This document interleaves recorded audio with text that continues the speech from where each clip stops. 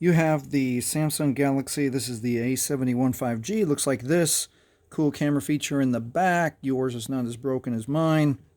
Unfortunately, you've forgotten your PIN, pattern, or password. And no matter what you do, you didn't write it down.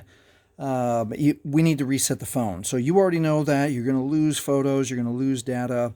But when you go to power it off, you hold your volume down and power to bring up the power menu.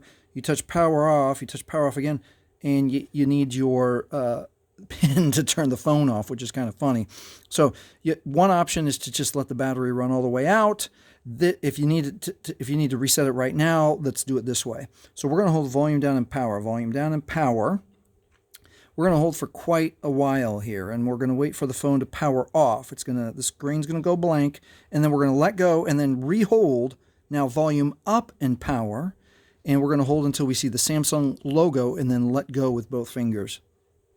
It's going to take, there we go.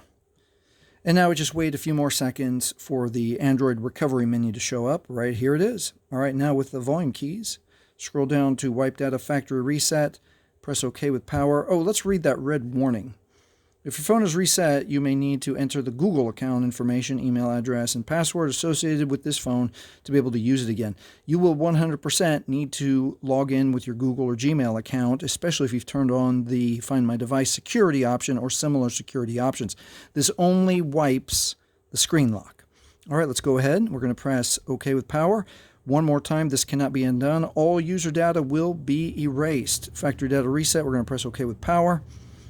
And after a few moments, we'll be able to see that the data wipe is complete.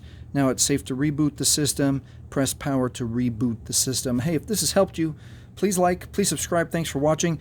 And I'll try to put a link right here of a neat little trick to help you remember your PIN, pattern, or password.